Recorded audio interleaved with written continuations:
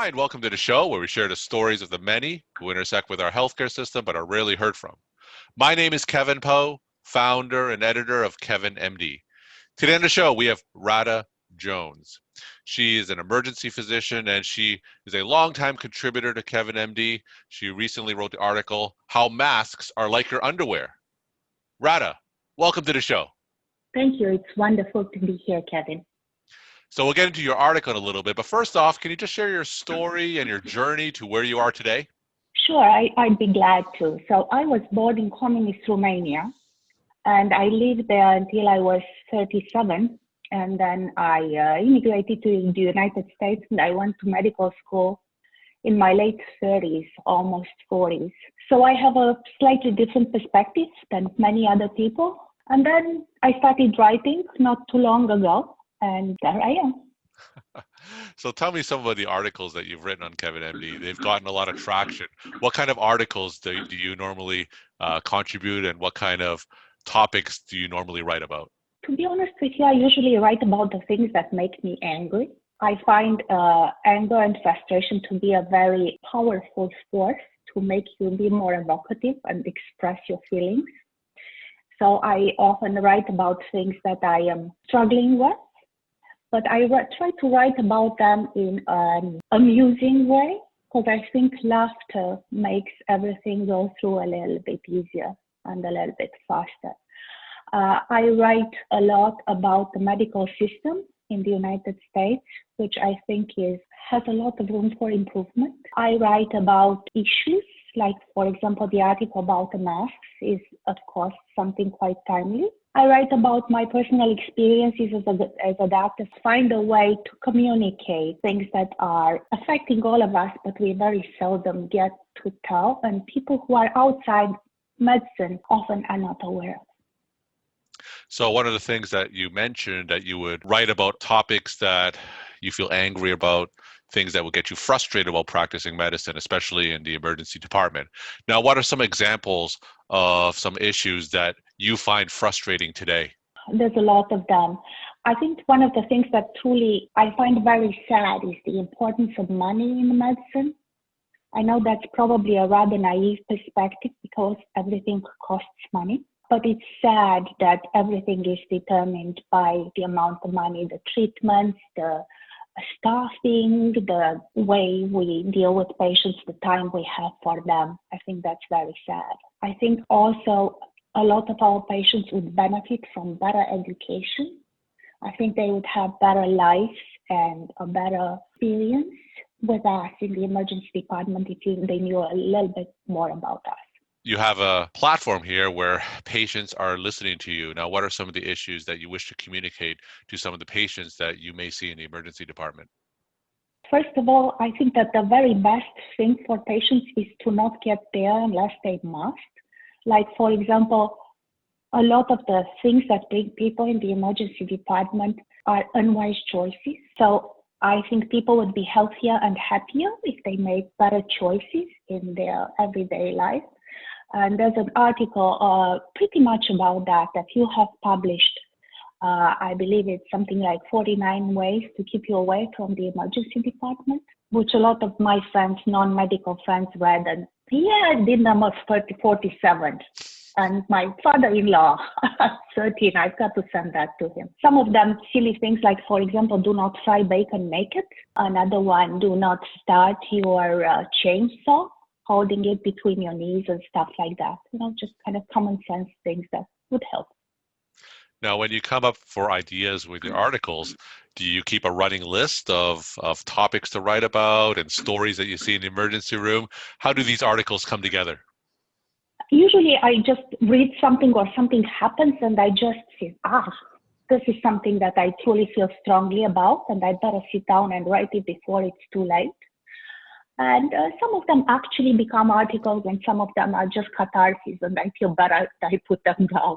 Now, a lot of your articles, they've gotten a lot of traction. Some of them have gotten tens of thousands of shares after being published on Kevin MD. What are some of the responses that you've received personally from the publicity that your articles have garnered? Most of them have been positive and most people found them funny. Some people felt offended, and it's probably the people who were guilty of having done some of those things I suggested that they shouldn't do. But for the most part, people thought it was in good fun. All right, so let's talk about one of those Kevin MD articles, how masks are like your underwear. Now, you wrote this article back in August. Now, for those who haven't read your article, can you just walk my audience through it and maybe share the story of why you decided to write it? Yeah, I found that so hard to understand why people get so passionate about the issues of masks. I mean, they are just a piece of cloth that you put between you and danger, or between you and endangering other people. It didn't look to me like they are a great deal, but a lot of people think they are. So I try to demystify them and make them ordinary and unimpressive and even funny to make it easier for people to look at them. Like, for example, don't share them, don't remove them unless you're both tested. Don't visit your grandma without them. So my whole intent with that was to make it less of a political statement and more of a really easy, cheap tool for people to protect themselves and those they care about. Now, when you published this article, masks, as you said, was very politicized in the United States. Now, did you get a lot of positive and negative response to an article like this? To be honest, I mostly got positive responses because I tried very hard to not make it a big deal, but some people got extraordinarily upset. And interestingly enough, it's usually the people that on the side of wearing masks who told me that is completely stupid. If you write something like that, you are an idiot. You should just tell them to wear the masks and that's it. It's like everybody tells them to wear the masks and they don't. How would my particular voice help telling them what to do? But a lot of people got very upset. A lot of your articles, they're laced with satire, they're laced with humor. Now, how do you inject humor? Like, how do you think humor can help change minds? People become defenseless when they laugh. When you make somebody laugh, they will open up, and they will be more willing to listen. I mean, it's very hard for all of us to listen when somebody shouts at us, or somebody is rude to us, or somebody tells us what to do. But when somebody makes us laugh, that makes us feel good, and it makes us be more likely to listen. It's like the spoonful of sugar that makes the medicine go down. We're talking to Radha Jones. She's an emergency physician. She's a longtime Kevin MD contributor. One of the articles that she's published is How Masks Are Like Your Underwear. Now, Radha, over the last 9 months of the pandemic, is there something that you've learned during that time that you wish you knew back before the pandemic started? I am still struggling to understand how this extraordinary catastrophe divided us. It's like through the history of our lives and of humanity, catastrophes usually bring people together. It's like nobody speaks badly about the dead in a funeral, even if they hated them.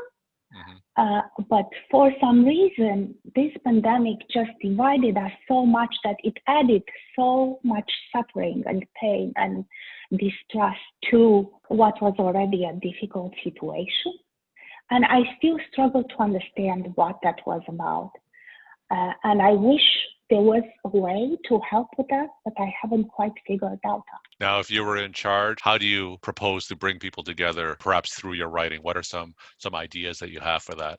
I think the most important thing is that we need to remember that the things that unite us as opposed to the things that divide us.